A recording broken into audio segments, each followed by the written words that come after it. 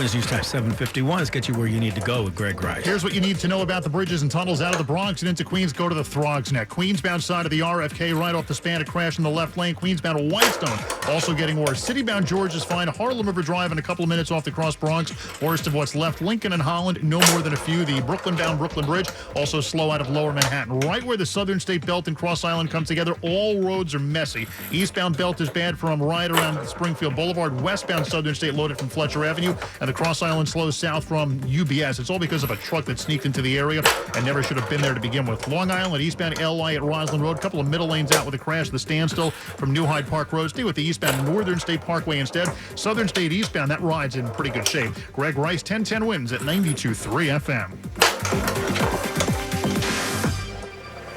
Let's get a check of the AccuWeather forecast with meteorologist Matt Benz. Shaping up to be a quiet one for tonight. Partly cloudy, a low 64 in the city, mid to upper 50s for many northern and western suburbs. We are tracking a coastal storm that will bring more clouds to the area for tomorrow, especially through the afternoon and especially south of the city with a high of 76. We'll be on the northern side of the storm, though, so not much rain is expected. Just a shower in spots later on tomorrow night, low 63. Perhaps a shower or two around for Wednesday. Overall, a cloudy and cooler day. Look for a high near 70 degrees. Best chance for rain Wednesday will be south of the city. And for Thursday, shower in spots early, otherwise trending warmer for the afternoon with a high of 78. I'm AccuWeather meteorologist Matt Benz on New York's weather station. 1010 wins on 92.3 FM. A Ridgewood, Queens cat using one of its 9 lives to run for office as a protest candidate, its owner says.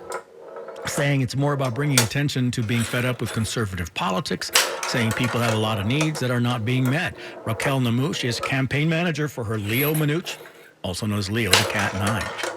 Oh, by the way, running for District 30 City Council, telling 1010 wins. Leo can't actually hold office. That's why he created this as a protest campaign. He really wants to highlight the political landscape in Ridgewood that for so long made many of our neighbors unseen, even though they have real needs. Formerly a street stray, he lists himself as a demo cat. Many people say the twice-a-year time change is knocking the daylight out of them. Hey Yankees fans, come out to Yankee Stadium on Friday, September 26th when the Yankees host the division rival Orioles for a great promotional giveaway. It's Yankees Jersey Hoodie Night. The first 18,000 guests in attendance will receive a Yankees jersey hoodie. For tickets, log on to Yankees.com/tickets. Don't miss Yankees Jersey Hoodie Night when the Yankees face the Baltimore Orioles on Friday, September 26th. Visit Yankees.com/tickets today. Turns out most people could possibly be healthier if we didn't change our clocks twice a year. According to a new study out of Stanford University, it can really mess up the body's circadian rhythm. So you've got this central circadian clock that's in your brain. It helps control the timing of pretty much everything in your body. Jamie Zeitzer says they found our health would be better if we stick with permanent standard time. Strokes would go down by around 300,000 and obesity could go down by around 2.5 million people. And he says while a permanent standard time would be best over a permanent daylight saving time, both are healthier for you than what we're currently doing with this biannual shift. That report from Stacy Lynn. Now Bloomberg Money Watch. Factories in and around New York have been getting quieter, falling sharply here in September as demand slumps. The monthly Empire State Manufacturing Report from the New York Fed finds shipments and new orders both faltered to the lowest in nearly a year and a half and below all estimates in a Bloomberg survey of economists. The report's gauge of factory employment contracted for the first time since May, and a measure of hours worked also fell. Stock indexes rose on Wall Street today as traders anticipate an interest rate cut coming Wednesday this week. Dow up 49, NASDAQ up 208, S&P up 31. NASDAQ and S&P to records. I'm Andrew O'Day, Bloomberg Money Watch on 1010 wins at 92.3 FM. 1010 wins. So much happening in the world today. I keep it on all day long. It really keeps me connected to what's happening. All news, all the time. 1010 wins on 92.3 FM. AccuWeather tonight, partly cloudy, 64 in the city for your low mid to upper 50s in many northern, western suburbs. Keep it here on 1010 Wins for AccuWeather's look at tomorrow's forecast and beyond here on 1010 Wins. WINS FM and HD1 New York. Always live on the free Odyssey app. More people get their news from 1010 Wins than from any other radio station in the nation. Tanya Mercado is at the editor's desk. I'm Mario Bosquez.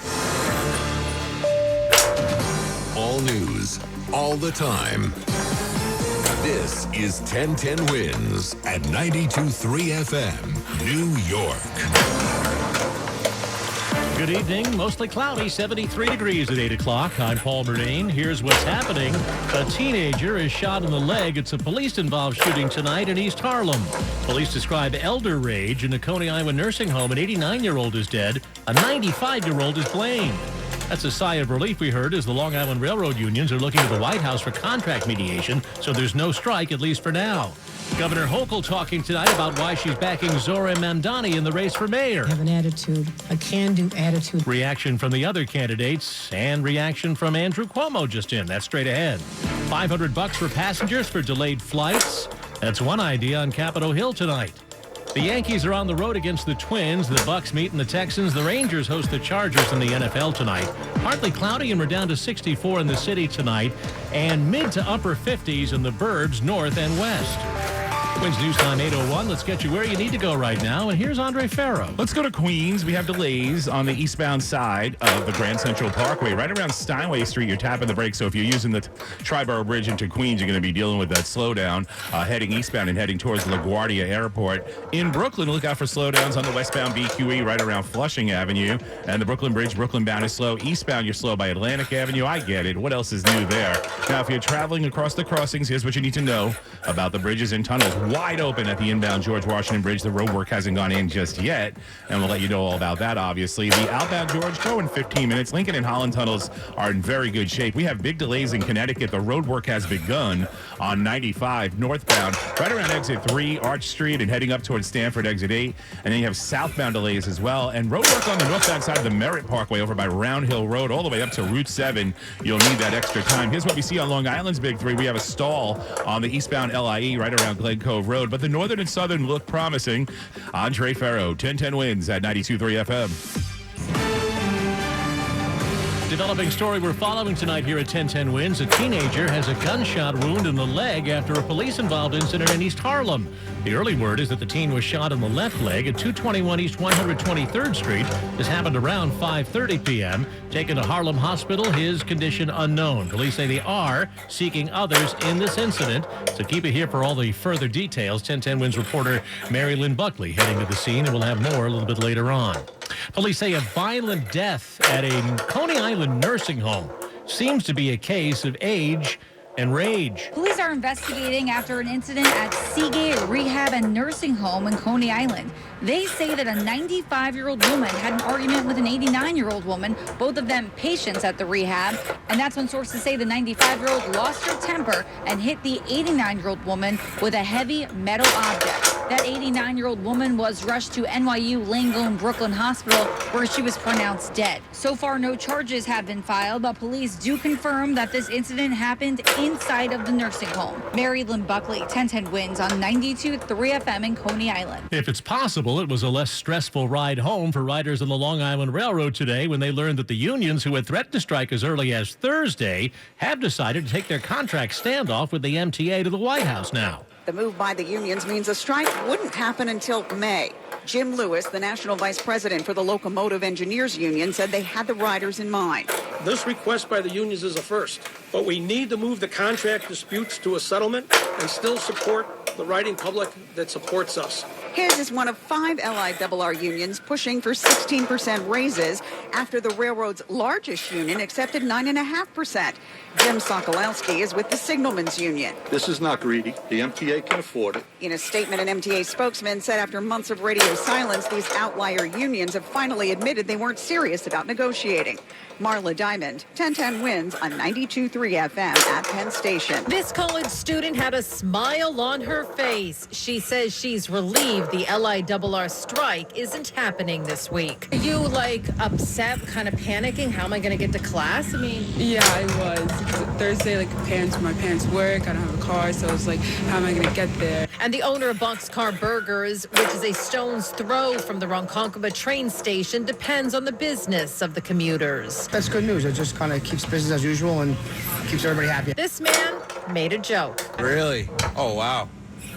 was kind of happy, hoping I would get Thursday off. Sophia Hall, 1010 Wins on 92.3 FM in Ronkonkoma, Long Island. Keep it right here at 1010 Wins at 92.3 FM. We'll be following the story, all the latest updates right here. A city man is accused of using a Chevy Suburban as a murder weapon over the weekend in Queens. The Queens DA says that Edwin Cruz Gomez ran down a woman and her 16-year-old daughter outside of a restaurant around 4 a.m. on Saturday. 16-year-old pronounced dead. She was pinned up against a pole, her mother hospitalized with a leg injury. Authorities are saying that Gomez argued with the peer after subjecting the victims to lurid sexual comments. He then allegedly ran them down and fled the scene on foot. He told police a couple of blocks away that he'd been assaulted, led them back to the scene. Now the suspect's charged with murder, attempted murder, and a list of other charges, including manslaughter. The Democrat running for mayor, as we get back to the story here involving Kathy Hochul and her endorsement from the top spot in the party for Zoe Mandani. And Governor Kathy Hochul explaining her Mandani support tonight. I disagree with many statements, and I've said that. But also, I believe that we need someone who's going to be open-minded and optimistic and have an attitude, a can-do attitude that I share about knowing that the city's best days still do lie ahead. Mamdani wasting little time in taking the governor's backing public today. Zohran Mamdani supporting Perigo workers on the picket line. The Democratic mayoral nominee also welcomed Governor Kathy Hochul's endorsement, saying it's important for state and city government unity. This attempt by management to already hire scabs showcases the lack of goodwill at the heart of these negotiations.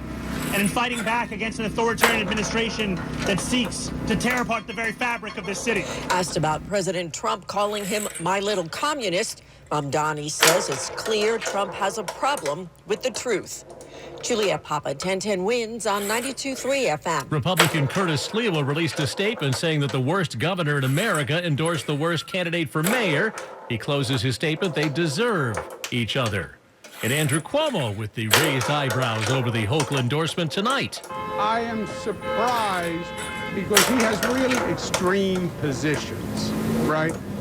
He's in favor of legalizing prostitution, legalizing the drug trade. These were not, I do not believe New Yorkers support those positions. By the way, the current mayor says he's not taking this endorsement snub personally. Adams says the governor called him before the endorsement. When you look at all that we have accomplished, and we're going to continue to do that as long as I'm the mayor, and so no, it doesn't bother me at all. This is the business we're in. He doesn't think it changes the landscape of the race, which he compared to a football game, saying he just needs to continue blocking and tackling. But he says his campaign is being undermined by rumors. The coordination of these constant rumors. People had me going to Saudi Arabia. People had me going to HUD. People had me meeting with the president. The mayor is polling in the high single and low double digits. Mac Rosenberg, 1010 Wins on 92.3 FM. A young protege of Congressman Jerry Nadler announcing his intention to replace his retiring mentor. Mika Lasher, first-term Democratic State Assemblyman from Manhattan, announcing his bid in a video with policy proposals, including Medicare for all and a raise in the federal minimum wage. But he said his top priority would be joining forces against the, quote, Trump regime. Even before Nadler's retirement announcement of 2 weeks ago, another Democrat, Liam Elkind, had launched a primary challenge. City Council member Eric Botcher, State Assemblyman Alex Boris, and JFK's grandson, Jack Schlossberg, have said they are considering a bid for that office as well. 73 in the city tonight, cloudy skies, and we're heading down to 64 in Manhattan. $500 per passenger might get their attention. Airlines would pay up under a push on Capitol Hill. We'll tell you about in just a moment. But right now, Wins News Time 8:11, getting you where you need to go, and that's a bit of a bear tonight in some spots. Here's Andre Farrow. Yeah, let's go to Long Island first. Here's what we see on Long Island's Big Three. We have a stall on the eastbound LIE right around Shelter Rock Road heading towards Glen Cove Road, and you're tapping the brakes there. The eastbound Northern State Parkway is not perfect, but it's a little bit better than the LIE, that's for sure. If you're driving a regular car, go for it. Just a little slow passing the North Shore Towers and heading towards New Hyde Park Road. The Southern State Parkway is in stellar shape. You have delays on the southbound Cross Island. We have a problem just south of the UBS Arena, so Hempstead Turnpike all the way down to the southern. The ramp to bring you onto the eastbound side of the Southern State Parkway has a stall, and that's not a good spot. It takes a while to get cars out of there, and sure enough, you're tapping the brakes almost all the way back to Hillside Avenue right now. Not good. You have no outlets once you go south of Hempstead Turnpike. Then it's game over. You have to wait. Eastbound in Queens on the Grand Central by Steinway Street, tapping the brakes there with a broken down car. Here's what you need to know about the bridges and tunnels. Inbound George going to cost you nothing. It's wide open. Outbound is 15 minutes. Lincoln and Holland tunnels are in good shape. So far, so good. Brooklyn Bridge not so fast on the Brooklyn-bound Brooklyn Bridge. Andre Ferro, 1010 wins at 92.3 FM. Well, now arriving, here's your AccuWeather forecast with our meteorologist Matt Benz tonight. For tonight, turning out partly cloudy with a low of 64 in the city, mid to upper 50s, though, for many northern and western suburbs. Tomorrow, mixture of sun and clouds, though trending cloudier in the afternoon, especially south of the city with a high of 76. Tomorrow night, clouds will thicken up. That could lead to a shower in spots late at night. Anytime, though, south of the city with a low of 63. Wednesday, mainly cloudy and cool. Shower or two around, likely wetter south of the city with a high near 70. And perhaps a shower to start the day on Thursday. Trending warmer as clouds break for some sun. Look for a high of 78 degrees. I'm AccuWeather meteorologist Matt Benz on New York's weather station. 1010 wins on 92.3 FM. And we've slipped to 71 in Central Park, a cloudy sky overhead. You have humidity at 60%, and 71 heading down to 64 tonight. Well, airlines would be forced to pay up for late flights under a proposal put forth by New Jersey's Congressman Josh Gottheimer. My legislation will require all customers to receive cash compensation for delays of more than 3 hours on a domestic flight caused solely by the airline. If the delay is more than 5 hours, families get up to $500. Gottheimer, announcing the Enhancing Transparency from Airlines Act, said that the proposal standardizes a delays system that really varies from airline to airline. You get what you get. The Trump administration recently announced that it will no longer pursue a Biden-era effort that would require airlines to compensate customers for flight delays and other inconveniences. All this may be easier said than done for Gottheimer, a Democrat in Congress. He'd need to line up some Republican support to push this through.